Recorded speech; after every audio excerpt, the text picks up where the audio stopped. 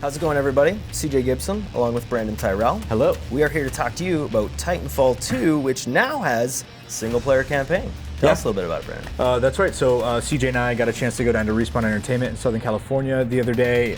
We spent all afternoon checking out Titanfall 2. It's looking really, really good, and for the first time in the series, it's going to have a full, fleshed-out, standalone campaign. If you're a PS4 player, you might not have played the first game. The first game's sort of narrative was baked into multiplayer as well. So if you didn't like multiplayer or you wanted more of a single player, that sort of wasn't there for you. And that was one of my biggest critiques of the game. This time around, it's got a main character. It's got a full-fledged story. The devs say it's being developed in parallel with multiplayer, and the design teams are roughly the same size for both. So they're really, really taking it seriously. So what were your initial impressions about what we saw? Granted, we only saw about, I'd say, probably 10 or 12 minutes of it from different points throughout the campaign. Yeah, they just showed snippets, and I think that's the thing. Everybody initially saw what Respawn was capable of with the multiplayer element that they had in the campaign for number one. It was a pseudo-campaign, but you just wanted to see what they could do. And not to mention Call of Duty, right? Exactly, and obviously their history with developing those series. Just some of the moments in that kind of stuff over the years.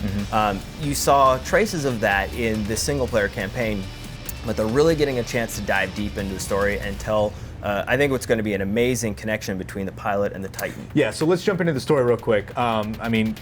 Super quick Cliff Notes version.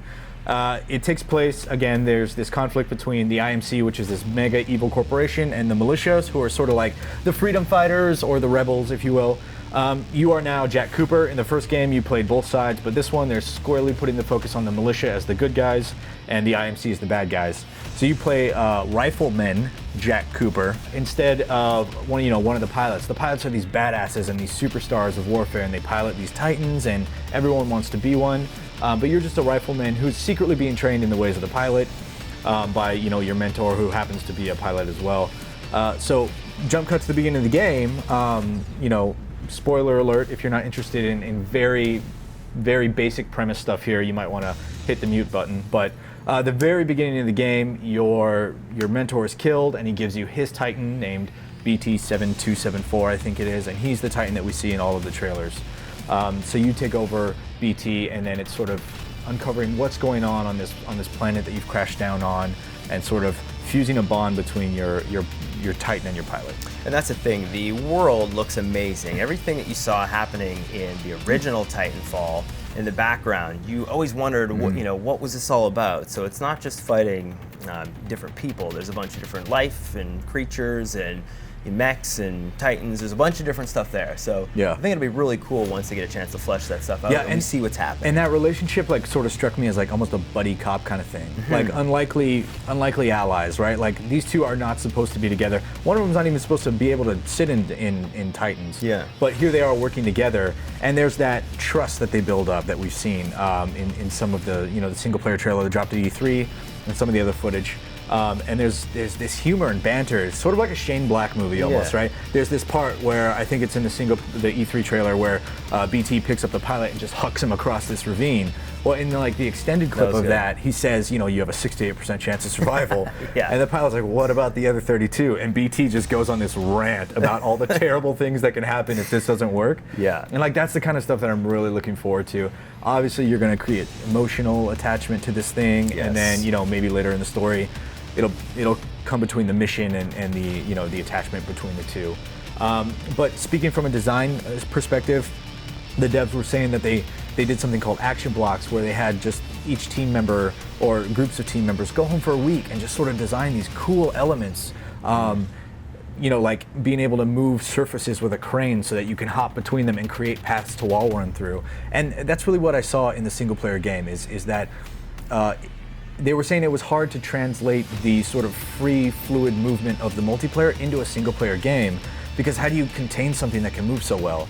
Well, their answer to that was to create these action blocks in the Titanfall universe and say, hey, just focus on this one little element that could make a cool moment in the campaign, and then they take all those elements and see what works and take influence from that to build out mission ideas. So it really looks like they're going, you know, down to like just the basic building blocks of what works. And I think that's the thing. Everybody realizes they're capable of doing shooters no problem. Yeah. So some of those pieces, you know, they really wanted to make sure that, you know, while the gameplay mechanics and the shooting are obviously going to be amazing, there's other things besides that. And I think even the quick, brief little glimpses that we saw during the, you know, the reveal look amazing. And we're running short on time, but the last thing that I saw that really excited me was the BT, your mech, the Vanguard class mech, is one of the most advanced mechs in the world, and the first one the militia has actually made. So what he can do is sort of ascribe the personality of the mechs that he sees, and then he has a 3D printer on his back that he can actually 3D print these weapons. Yep. So he can essentially, like we saw in the single player, you can change your loadout on the fly, Which and looks it looks really cool. So it looks like there's a lot of personality. There's a lot of movement around, like smart puzzle, almost puzzle designs, kind of maybe Tomb Raider-ish, like getting around the maps. There's just so much to like about it, and coming from a game that showed such promise, you know, that I was super hyped for. Coming from that, being a little lackluster in the narrative department, to seeing them put all these resources into this, I'm super excited, and I can't wait to see more. Yeah, it looks amazing. The mobility obviously is going to be a huge component to the game, and from just the stuff that we saw, as well as playing the multiplayer, obviously, you know, that's going to carry over to the single player campaign. So I can't wait to play it. Yeah, me too. Awesome. Anyways, that's our quick preview on Titanfall 2's single player campaign, and for all things Titanfall 2 coming out in the next few months, keep it right here to IGN.